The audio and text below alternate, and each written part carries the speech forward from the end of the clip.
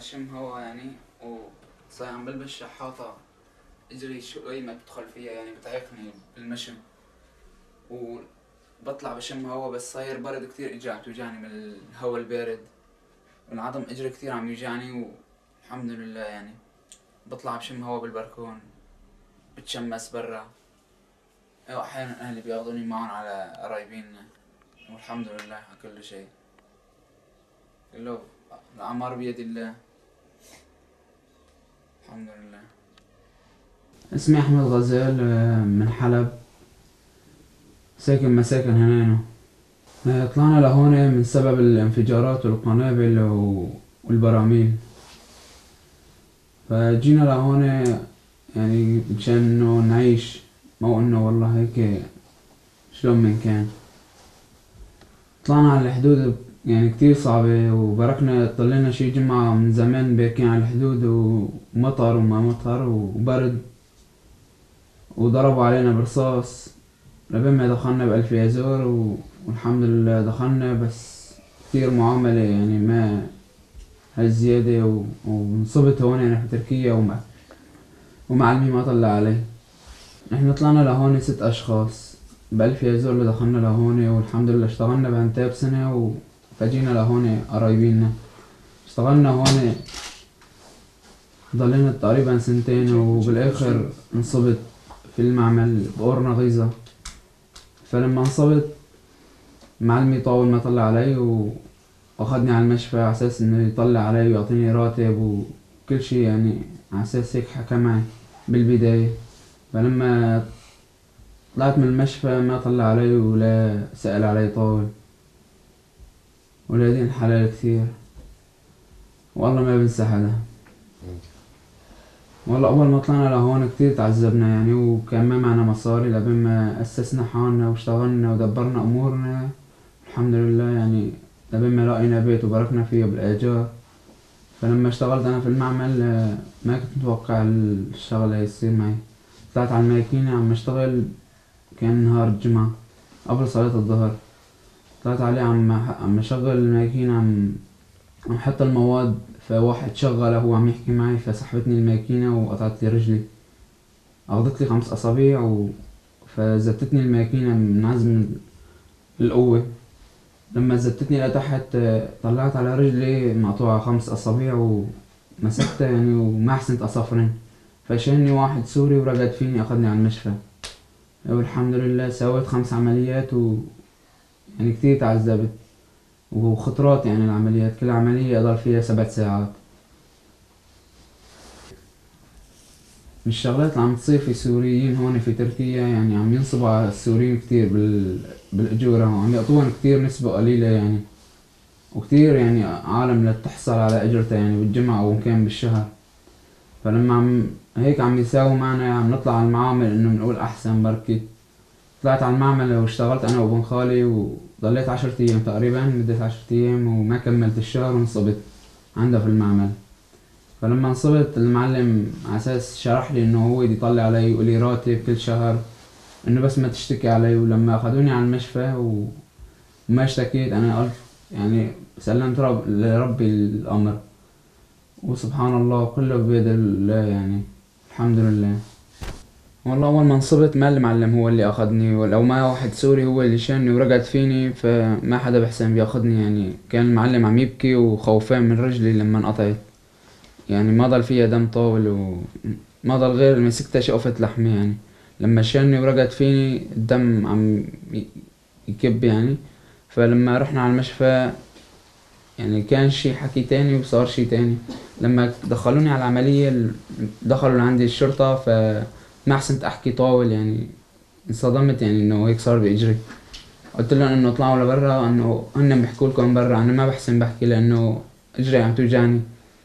فطلعوا لبرا وما بعرف شو صار، وكتير تعذبت يعني. 5 عمليات كتير يعني، حسيت اطلع روحي مني، ردت يعني انه واحد يرتاح ولا يتعذب هالعذاب. وسبحان الله، والمعلم طلع ما عند حكي، وما طلع علي طاول، وما صرف علي ولا ليرة.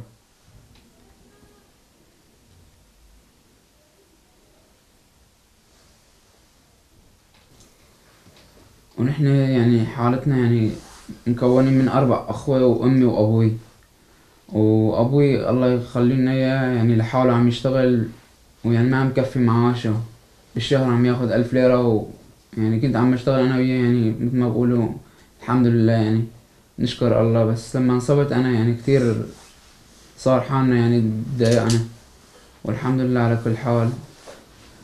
وعندي نور ونوح بروحوا على المدرسة، وهن بدرسوا يعني وأنا بضل لحالي بالبيت. يعني بطلع عند قرايبيني بس، يعني آخر فترة عم بمشي على كازات وما عم أحسن بدوس على أجري كتير، عم توجعني العظم لما عم أدوس عليه بحسها مثل كهربا. والله آخر فترة كتير تعذبت يعني وبالعمليات ويعني والله بالضبط عمليات، سويت 5 عمليات وكله مكتوب هون يعني، والمعلم بألف يا زول لطالعتهم هذول بالمشفى، قرايبينه بالمشفى متواصل معهم ما خلوني أطالعهم. فلبين ما طلعتهم كتر الله خيره، وراح معي واحد زلمة من هون من بلدهم لحتى حسنت أطالعهم.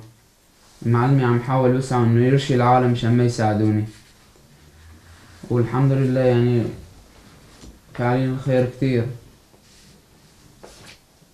وكل ورقة يعني طالعتها يعني بالزور لبين ما طلعوا معي، انه ما عندي غير هالإثبات انا انه منصاب عنده يعني، انا مشفى يعني. ضليت شهرين تقريبا بالمشفى، والله كتير تعذبت والحمد لله يعني على كل حال. احنا طلعنا على سوريا من هون. احنا ما راح نطلع يعني، بس من تأثير سبب الضرب اللي صار. يعني انا كان عندي محل كنت اشتغل هناك بسوريا الحمد لله، بس بسبب الاضرار اللي صابتنا وهاي البراميل اللي عم زتوها فوقنا، يعني راح البيت وراح المحل. ساعدونا واهل الخير ساعدونا، باركنا بالاجار. ما معنى اجار ندفع؟ اهل الخير دفعوا الاجار. إلى بين ما اشتغلت وزبطت حالي كمان عم نشتغل كمان، عم بنصبوا علينا يعني. بقولوا لك اشتغل وخذ مصاري، بنشتغل ما بيعطونا مصاري وبنتعذب معهم. ايوه الحمد لله. وفترة يعني عدت علينا هيك احمد اشتغل كمان ما بقى يعطوا مصاري، قام طلع على المعامل يشتغل واشتغل هنيك. يعني ما في 10 ايام اجانا خبر اني انصابت اجره وراحت اجره، وهذا اللي صار معنا. وانا كمان كنت عم بشتغل لما سمعت بهالحادثة هي، رحنا على المستشفى وقطعوا له اجره وودونا على المستشفى. ضليت تقريبا شي شهرين في المستشفى بارك، لا شغل لا ويلي البيت وين دفع اجار ومصروف يعني غالي. يعني شفنا صعوبات كثيرة قدامنا، بس على كل حال نعدت يعني عديناها الحمد لله. ولبين ما طالع الوراق بألف يزور. ونحن كنا بدنا نشتكي على المعلم بس ما اشتكينا عليه بسبب لأني صار يتمسكن ويقولنا اني احمد بس طلع من المستشفى بدي اشغله عندي واعطيه راتب حتى لو بده يسوي بس شاي يعني. قلنا والله الزلمه طيب كتر الله خيره يعني ما بنسى. وبعد ما طلع وشفي احمد طلعنا على البيت، لا شفناه وحتى تليفون ما بقى يدق. وصاير احمد لما بده يروح يشتغل كمان ما عم بيحسن يشتغل، لاني صايره اجره عم بتعيقه. يعني عم بيحاول يشتغل، يعني بتعرف صاحب رب العمل لما بشوفه معاق ما بيحسن يشغله. ايوه عم بشوف يعني أسوأ يعني، وتغيرت حياته بموت ما انصابت اجره. وعم نحاول بركي عسى ولعل الله يساعدنا هيك، لو تطلع له بس هيك نقطة دايمة يعني تساعده. يعني صار اسمه معاق، ايش نسوي؟ كله على الله، الحمد لله على كل حال، ان شاء الله وتعالى كله خير. واهل الخير كثيرين الحمد لله. انخليت خربت مثل ما بقول. الله يعطيكم العافية ويجزيكم الخير بجاه الحبيب محمد يا رب. والله يوفقكم. من 6 أشخاص، 3 صبيين وبنت وأمهم وأنا، والله المي الحمد لله على كل حال. وعندي أمي كمان، الوالدة كمان مرضاني، دخلت المستشفى، صار معها شلل نصفي، والله بيعينها على كل حال. ما بقى أحسن أوقف على الهجرة، أوقف هو بين المستشفى وبين أمي، بروح أشتغل اللي أروح عند أمي على المستشفى، ما بعرف. الله كبير الحمد لله على كل حال. والله يجزيكم الخير، والله ما بينسى حدا.